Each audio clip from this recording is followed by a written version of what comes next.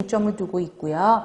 중범위 이론에 서술된다라고 이야기하고 있고 중범위 이론 구축에 도움을 줄 것이다 라고 되어 있습니다. 그래서 여러분들이 그러면 선생님 중범위 이론은 어떤 건가요? 라는 질문들이 들어와서 유인물로 드렸어요. 자, 유인물에 보면 간호 이론의 종류가 있죠. 그래서 그랜드 시오리가 있고 미들레인드 시오리가 있고 그다음 프랙티스 시오리. 그러면 가장 일반화되어 있는 게 뭐예요? 거대 이론을 이야기를 하고 있죠. 자, 그래서 거대 이론, 그래서 가장 광범위한 거고 가장 구체적인 거는 프랙티스 시오리, 실무 이론이죠. 그 사이에 있는 게 중범위 이론입니다. 그래서 거대 이론이 가지고 있는 추상성, 너무나 막연하게 폭넓게 일반화시킨 거기 때문에 실무에 적용하기 어려워요. 그 다음에 그런 거기 때문에 연구와 실무에 조금 더 적용하기 쉽도록 명확성을 제시하는 게 중범위 이론입니다. 그래서 중범위 이론에 정의가 나오지는 않겠지만 만약 문제가 나온다면 중범위 이론의 구축에 도움이 된다 이렇게 나오겠죠. 그 다음에 임상간호준제는 임상이에요. 간호사가 환자를 위해서 하는 거죠. 그래서 산년기 관리하는 거, 그다음에 석고붕대 케어하는 거, 신생아 간호 이런 거 일반적인 간호와 관련되는 거는 임상간호준제라고 보시면 됩니다. 그 차이점들을 정리했으니까 참조하시면 될 것 같고요.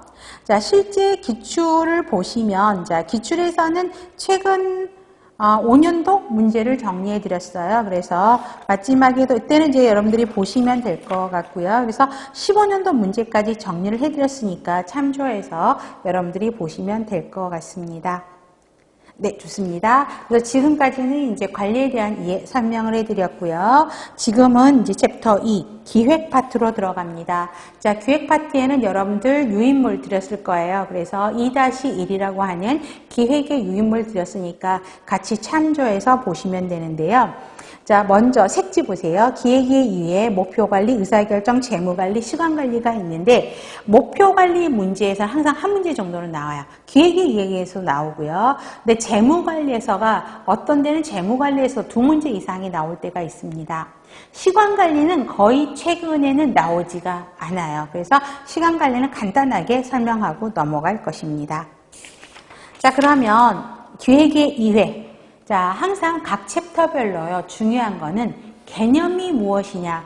그렇죠? 그게 항상 시험 문제예요. 기획이 뭐냐라는 거죠. 그래서 우리가 기획에 대한 내용은 첫 시간에도 아마 간단하게는 설명이 되어 있었을 겁니다.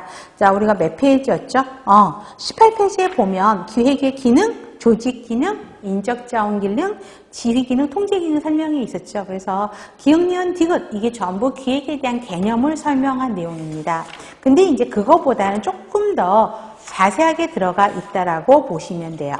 자, 그러면 먼저 기획에 대한 개념. 1번. 기획은 관리 과정의 첫 단계다. 이거 안 외워도 되죠. 기획, 조직, 인사, 지휘, 통제를 되는 거 첫 단계 넘어가도 돼. 자, 기획에서는 가장 중요한 핵심 단어가 뭐냐? 그러면 설정이에요. 뭔가 정하는 거야. 그렇죠? 이게 가장 핵심 단어죠.